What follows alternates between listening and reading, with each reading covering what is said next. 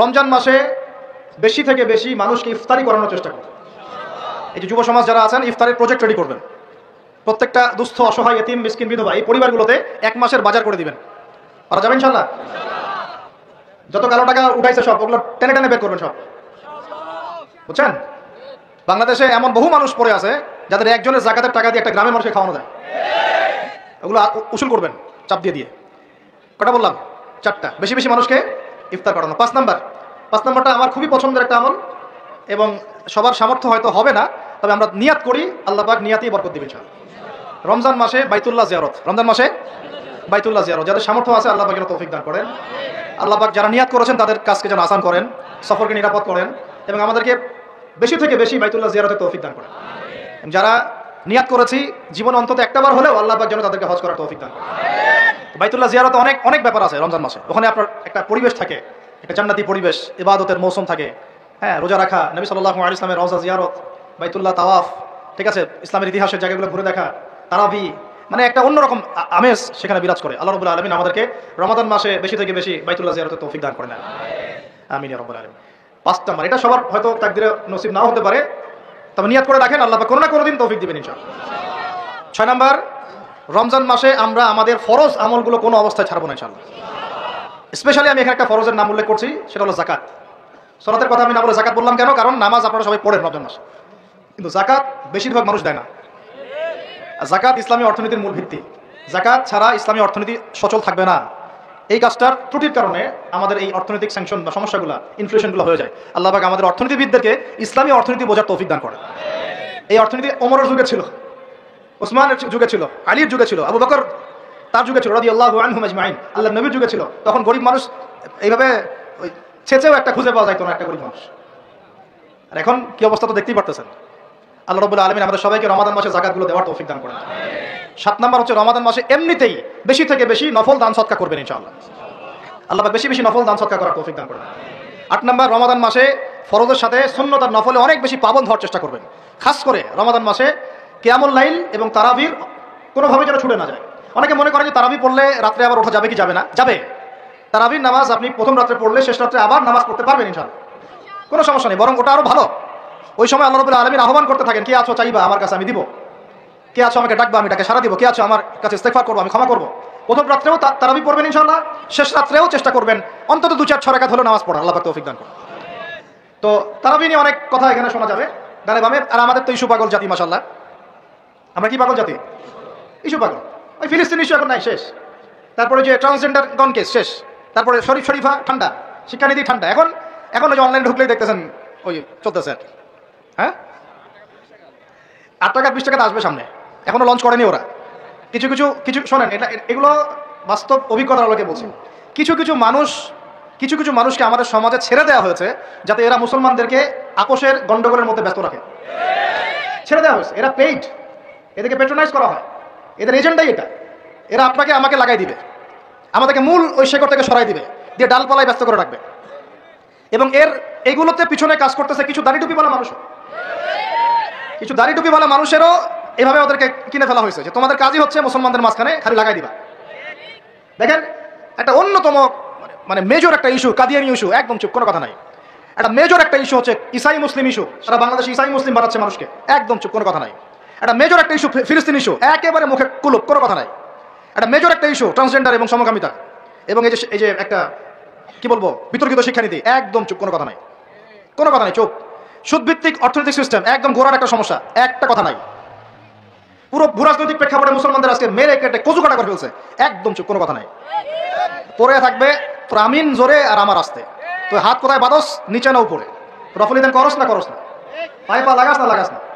তো যেন আমাদের একজন বরেণ্য আলেম আছেন, তরুণ ভাই আমাদের, মাশাআল্লাহ, আমরা দোয়া করি আল্লাহ পাক ভাইয়ের নেখায়াত আল্লাহ পাক বরকত দান করেন, লম্বা নেখায়াত দারাজ করেন, সুস্থ রাখেন। ও ভাই বলছে, ভাই আমি তো, এরা তো তর্ক করে আমিন জোরে বলবো না আসতে বলবো, আমি তো বলি আমি আমিন বলি না। দেখি আমি যদি আমিন না বলি আমার নামাজটাকে কেউ ভুল প্রমাণ করে দেখেন আমার নামাজ বাতিল প্রমাণ করে দেখান, আমি আমিন বলি নাই।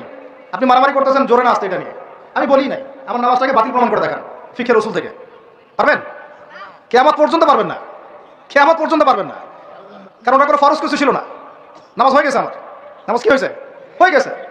একজন বলতেছে যে কি, হ্যাঁ চুপে না আসতে, একটা কি হাত বাঁধাবাঁধি, হ্যাঁ, নাভের উপরে নিচে ইত্যাদি ইত্যাদি। তো ভাই আমি বাঁধি নাই, হাত কি করি নাই, আমার নামাজ ভুল প্রমাণ করে দেখান, বসেন নামাজটা দেখি যে হাত বাঁধি নাই, আমার নামাজ হয় নাই, প্রমাণ করে দেখান। তাহলে আপনাদেরকে বুঝাইতে চাচ্ছি যে মূল যে বড় বড় ইস্যুসগুলো আছে আমাদের শেকড়ের সমস্যা, এইগুলো থেকে দৃষ্টিভঙ্গি সরাই দিয়ে সারাদিন এমন কিছু বিষয় নিয়ে আমাদেরকে ব্যস্ত করে রাখা হয়েছে, যার ফলে আমরা আমাদের মূল গন্তব্য থেকে সরে গেছি। আরো 100 বছর এভাবে চলতে থাকেন তাহলে নাকি ভাই, আরো 10-20 বছর এভাবেই যাক নাকি? চোখ খুলেন ভাই, চোখ খুলেন, চোখ খুলেন, কলবের চোখটা খুলেন, মূল জায়গায় আসেন। মূল জায়গা হচ্ছে আমাদের তাওহীদ, মূল জায়গা আমাদের সুন্নাহ, মূল জায়গা আমাদের নবীর দ্বীনের ইকামত, মূল জায়গা আমাদের নবীর দ্বীনের দাওয়াত এবং এটা প্রতিষ্ঠার জিহাদ। মূল জায়গা হচ্ছে অর্থনীতি সমৃদ্ধ করা, মূল জায়গা হচ্ছে সুদ থেকে আমাদেরকে বের হয়ে আসা, মূল জায়গা হচ্ছে আমাদের দুর্নীতিগুলো কমানো, মূল জায়গা আমাদের শিক্ষানীতিগুলো ঠিক করা। মূল জায়গা কোনগুলা, এগুলো কি আপনাদেরকে বুঝাইতে হবে? আল্লাহ পাক আপনাদেরকে বোঝার তৌফিক দান করেন। আমি তো এগুলো নিয়ে অনেক তর্ক হবে, আমি আমার মতো করে বলে দিচ্ছি। তারাবির নামাজ পড়বেন জামাতে, 1 নম্বর কিসে, 2 নম্বর পড়বেন 20 রাকাত, কয় রাকাত? কেউ যদি বলে আমি কম পড়ি, বলবেন সমস্যা নাই, পড়েন, কোনো সমস্যা নেই। কেউ যদি বলে আমি আরো বেশি পড়ছি, পড়েন, কোনো সমস্যা নাই, কোনো সমস্যা, কোনো সমস্যা নাই, পড়ুক। আপনি 20 রাকাত পড়েছেন, কিন্তু কেউ যদি বলে 20 রাকাত বেদাত, তখন সমস্যা আছে। কারণ উসমান রাদিয়াল্লাহু আনহু যদি 2 আযান দিতে পারেন, আমার দিতে কোনো আপত্তি নাই, আমার দিলে কোনো গুনাহ, আমি বেদাতি হব। যদি আমি বেদাতি হয়ে যাই, তাহলে উসমান রাদিয়াল্লাহু আনহুকেও বেদাতি বলতে হবে, নাউযুবিল্লাহ। এটাও বাংলাদেশের মানুষ বলেছে, নাউযুবিল্লাহ, আস্তাগফিরুল্লাহ, সাহাবীও বেদাত করছেন, নাউযুবিল্লাহ। তো এগুলো থেকে দূরে থাকবেন, বুঝবেন, মুহাক্কিক আলেম চিন্তা হবে আপনাদেরকে। আর উমর ইবনে খাত্তাব যদি নিজে 20 রাকাত পড়ে থাকেন জামাতে, আমার পড়তে কোনো আপত্তি নাই। ব্যাস, আপনি যদি কম পড়েন, কোনো সমস্যা নাই, পড়তে পারেন। আপনি যদি বলেন আমি আরো বেশি পড়ি, কোনো সমস্যা নাই, করতে পারেন। আরেকটা বিষয় করবেন, খতমে তারাবি, খতমে কোরআন পড়বেন। কি পড়বেন? কোরআনটা খতম করবেন। আল্লাহ রাব্বুল আলামিন এই 8টা কাজ করার তৌফিক দান করেন। আর 2টা বাড়াই দিব, এটা তো হচ্ছে, আর 2টা বাড়াই দিব। 9 নাম্বার, এটা হচ্ছে রমাদান মাসে, 8টা কি মনে আছে আপনাদের? আমি তো ভুলে যাচ্ছি, আমার সাথে বলেন তো। 1 নাম্বার কি বলছিলাম? তাকওয়া অবলম্বন করবো ইনশাআল্লাহ, ঠিক আছে ভাই? 2 নাম্বার কি বলছিলাম জানি? কোরআনের হক আদায় করা। 3 নাম্বার বেশি বেশি দোয়া করা। 4 নাম্বার কি বলেছিলাম? হ্যাঁ, যদি সম্ভব হয় বাইতুল্লাহ জিয়ারত, ওমরা করা। 5 নাম্বার বলেছিলাম বেশি বেশি মানুষকে ইফতার করানো। 6 নাম্বার কি বলেছিলাম? যাকাতগুলো দিয়ে, সবগুলো ফরজের পাবন্ধ হয়, স্পেশালি যাকাতগুলো দিয়ে দেওয়া। 7 নাম্বার বলেছিলাম বেশি বেশি দান সদকা করা। 8 নাম্বারে কি বলেছিলাম? এই তারাবি সালাত এবং নফল আমলগুলো বাড়ানো। তারাবি সালাত পড়বেন, নফল আমল, সুন্নাত আমল বাড়াই দিবেন, আল্লাহ পাক তৌফিক দান করেন। 9 নাম্বার বলতে চাচ্ছিলাম যে প্রত্যেকটা এলাকা থেকে, প্রত্যেকটা মসজিদ থেকে, প্রত্যেকটা মাদ্রাসা থেকে রমাদান মাসে বিনামূল্যে কোরআন শিক্ষার কার্যক্রম চালু করে। তারা যাবে ইনশাআল্লাহ? অন্তত আপনাদের এলাকা থেকে, এই এলাকার মসজিদ থেকে, এখানকার মাদ্রাসাগুলো থেকে বিনামূল্যে কোরআন শিক্ষার কার্যক্রম করা যাবে না ইনশাআল্লাহ? নারী পুরুষ সবার জন্য উন্মুক্ত করে দেন, সবার ঘরে ঘরে কোরআন শিক্ষাটা পৌঁছে দেন। তাহলে আমরা ওস্তাদদেরকে হাদিয়া কিভাবে দিব? যারা শ্রম দিবেন, সময় দিবেন, আপনারা আপনাদের পকেট থেকে অর্থ বের করে কালেকশন করে ওস্তাদকে হাদিয়া দিবেন ইনশাআল্লাহ, এবং মানুষের জন্য ফ্রি করে দিবেন। তারা আসবে, শিখবে, এবং 1 মাসের মধ্যে কোরআন শেখানো যায় না? কিছুটা শেখানো যায় না? অতটুকু শিখুক, আল্লাহ পাক ওই ওসিলায় যদি কবুল করেন, তাতেও তো ইনশাআল্লাহ আগামী দিনে তার জন্য কল্যাণ করে দিতে পারে। আল্লাহ পাক আমাদের সবাইকে এই কথাগুলো বোঝার তৌফিক দান করেন।